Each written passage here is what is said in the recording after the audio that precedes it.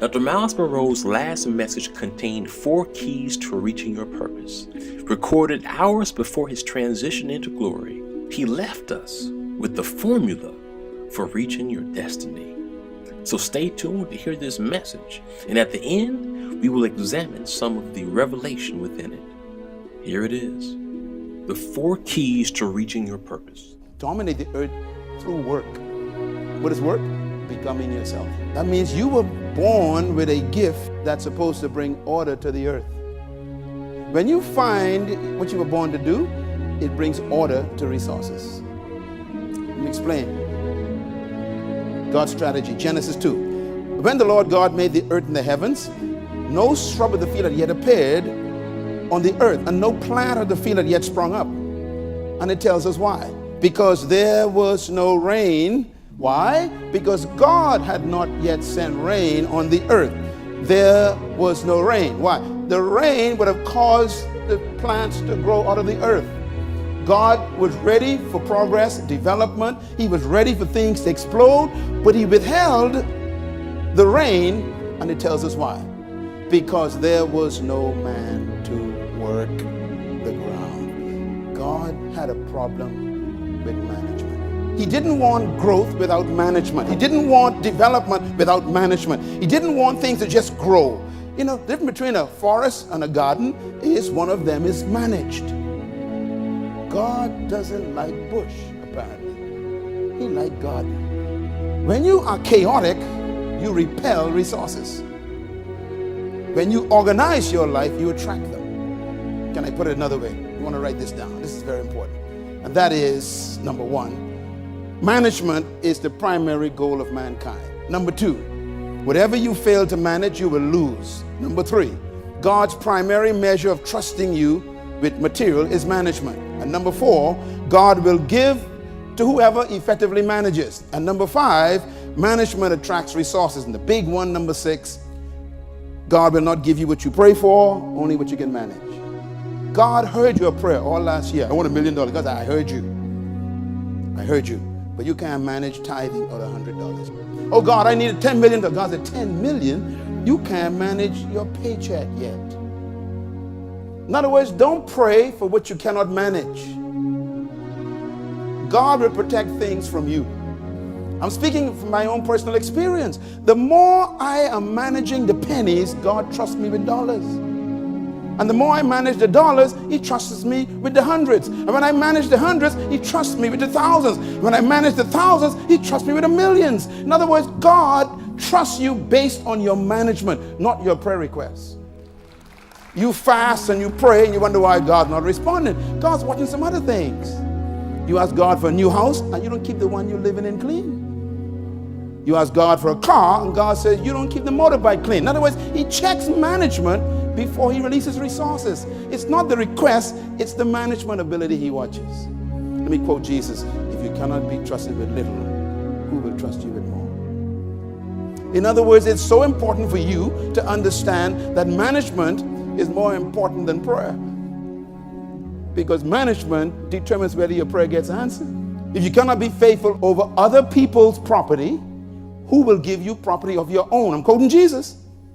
If you cannot be faithful over what? Other people's property. The reason why God gives you a job is not because you're supposed to be there for the rest of your life. He sends you on other people's job to see how you manage other people's property. That includes the printing machine of those people, the paper clips you take home without asking, the pens you steal. He's watching everything. Going to work late, stealing other people's lunch hours, lying, say you're sick and staying home. God said, you can't manage the other people's time. How can I give you your own business?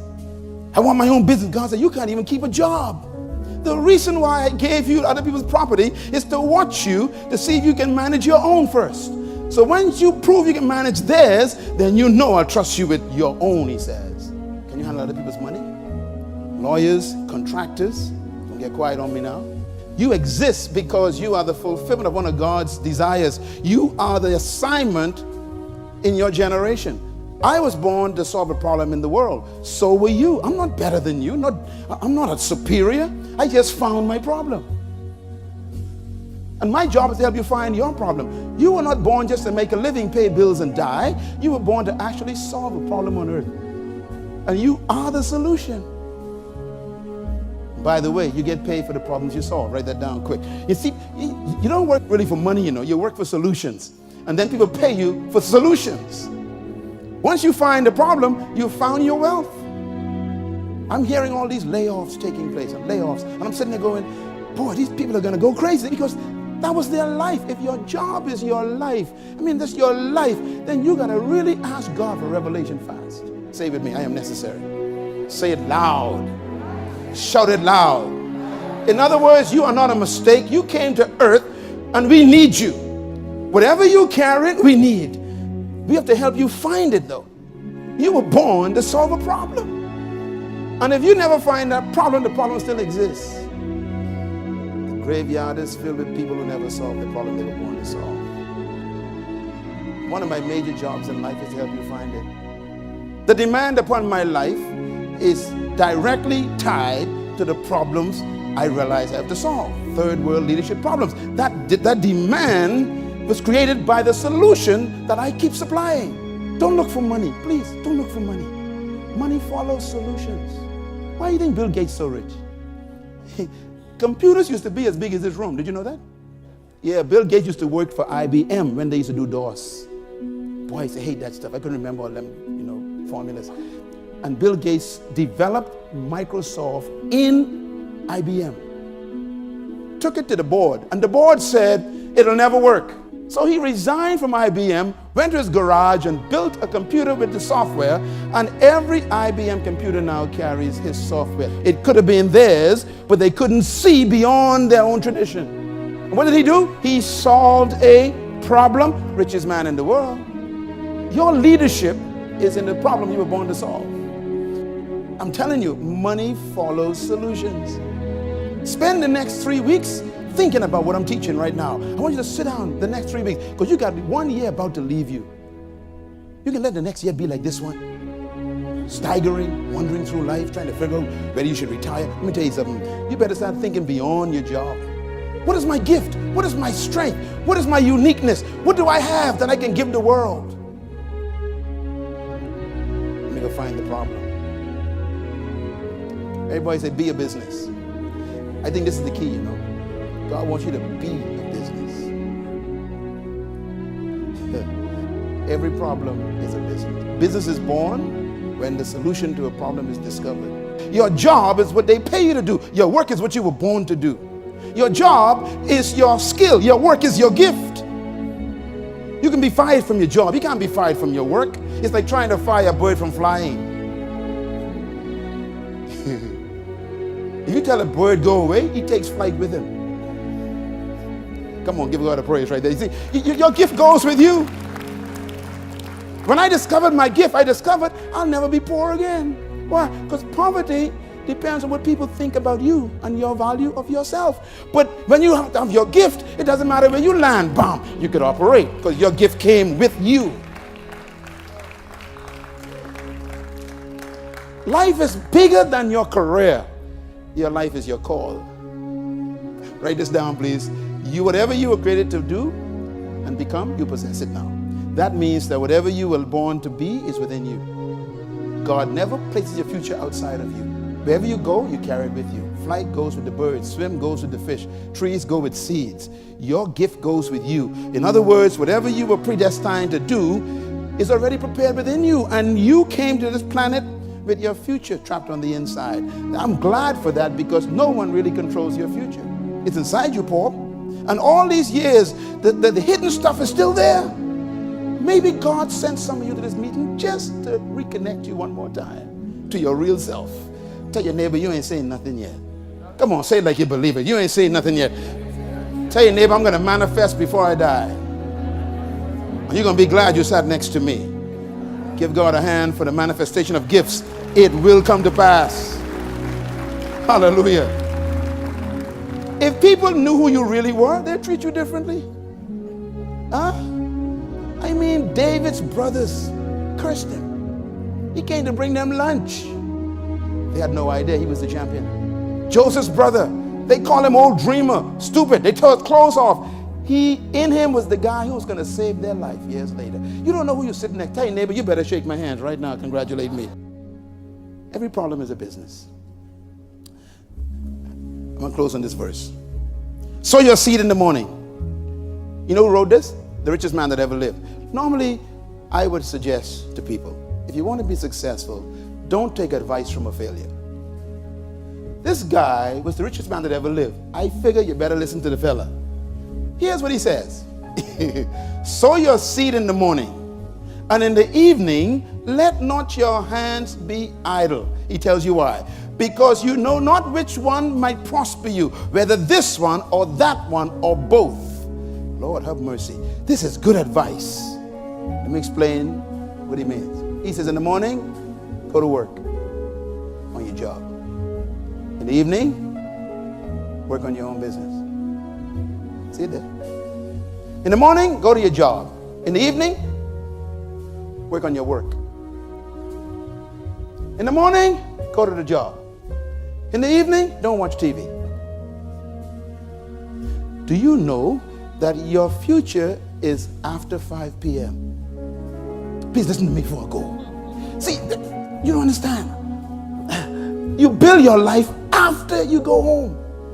Because from 9 to 5, you don't own your life. Think for a minute. You got a 9 to 5 job. That means you cannot grow between 9 and 5. You can't work on your future between 9 and 5. You're building someone else's. You got to work after 5. After 5 o'clock, start thinking, dreaming, working, developing. Why? He says, in the evening, let not your hands be idle. Now he tells you why. Because you know not which one will succeed. Now the folks who were just laid off this week from the hotel, if they only had the morning seed, they're in trouble. I'm talking to some of you. You need to go home and start working after 5. Life begins after 5 p.m. Your life. Sometimes people joke me, they joke with me, say, Pastor Miles, you know how they sleep. You're right. Most of the time, I am working between, 6 and 2, 3 a.m.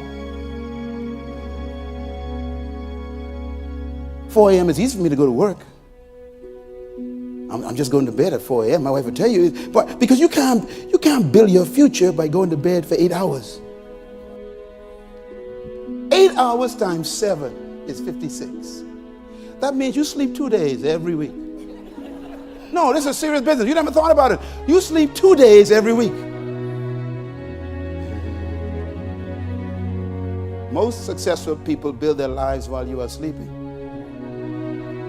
Sow your seed in the morning. And in the evening, let not your hands be idle. You see those books that Dr. Richard wrote? He didn't write them between 9 and 5.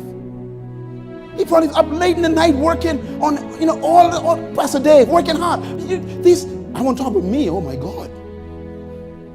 To produce a global book, man, with research. You can't go to bed 9 o'clock. Sow your seed in the morning, and after 5, start working, he says. Both may succeed, You don't know which one. Boy, Bahamians love 5 o'clock. Amen. Get out of my way. Where you going? Home. That's about it. Just home. We're so busy going home, we don't go to our destiny. Be a different person. Don't be a normal person, please. Let today be the last day you allow TV to destroy your life. Shut it off.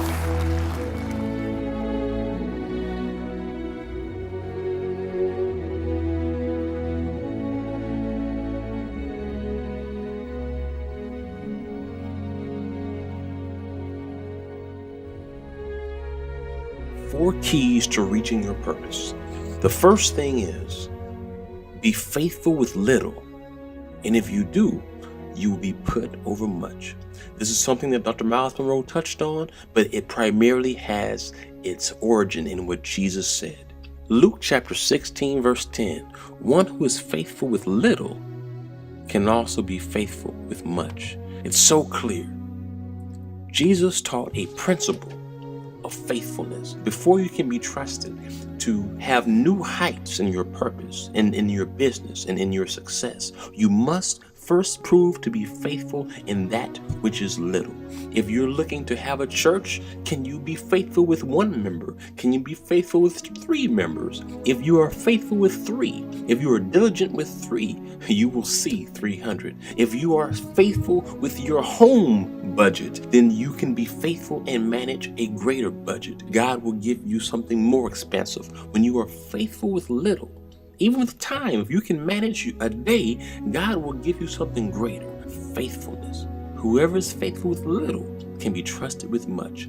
The second key to reaching your purpose: follow your passion and do the thing that brings a solution to this world. Follow your passion. Follow your passion. Do not end up at your deathbed and you look back and you say, I made some money at this job, but I never did the thing that I wanted to do. Do not have a moment of regret in your life where you say to yourself, you did not give it all you got. I tell you this day, the only way you can live a life with no regret is if you put your eggs in the basket of faith. Don't worry about fear. Don't worry about what may not work out or what someone may say. You step out on faith. You jump. You leap into what God has given you as your passion, and you put your eggs in that basket. And what will take place? Number 1, you will be successful when you move out on faith. But number 2, you will look back on your life and you will never have regret. Because I don't care how much money you make doing something you hate, you will have regret if you did not do what God put within you. Follow your passion. Number 3, this is so big.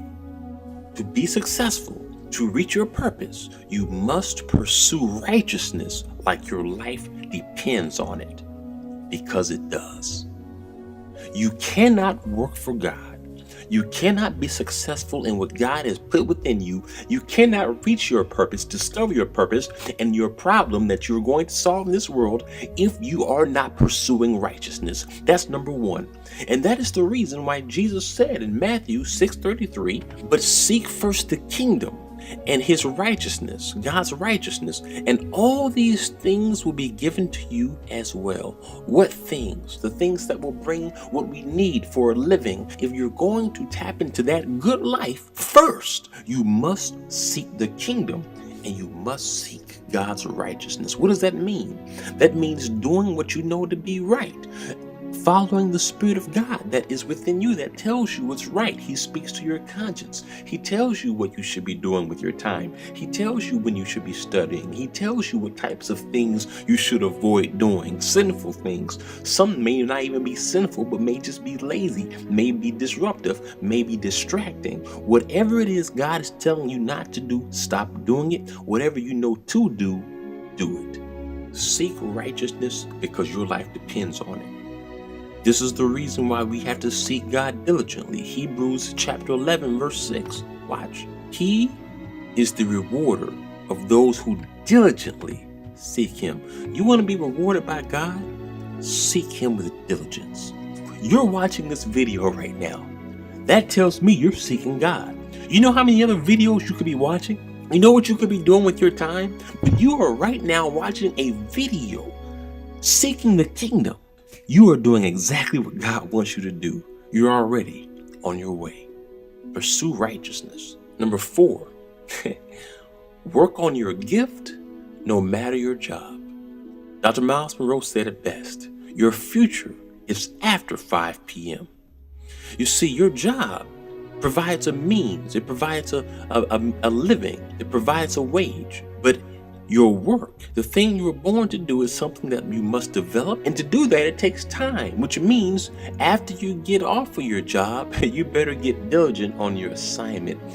Start developing yourself, your mind, your abilities. Start crafting your plan. And if you do so, you will find that God is faithful and he will allow you to be successful in that thing so that your job can be something that you can choose whether you want to do or not. because your passion will provide for the rest. And here's something I want you to know. Many people worry. They say, well, I don't have time to work on my assignment for God and also work at this job. But let me tell you, if you are faithful in working on your assignment for God, He can do in 3 days what it would take you to do in 3 years. It can take you 3 years of grinding, of studying, of going back to school, doing all these different things. But if you are just faithful to God, go with what He tells you to do. Remember this, in 3 days, He could cause a change that could catapult you to where you never knew you would be so soon. Because when God is in it, you best believe you're going to win it. These 4 steps will certainly get you to the purpose that you know is for you. That's the reason why you're watching this video. That's the reason why you can't sleep, because you know greater is in you than what others know about. It's about to be exposed. For the study notes to this teaching, email me, Jaron@aocnet.org, and I will send you the free documents that will renew your mind and get you into thinking in the way that you need to think to get to where you need to be. And to get that full teaching of Dr. Monroe, he has a lot more meat in there, a lot more solid food in there. You're definitely going to want to go to monroeglobal.com and let them know that you want the teaching, The Power of Self-Government, and you will see that that teaching will bless you. God bless you. And as always, I'll see you again, AOC Network.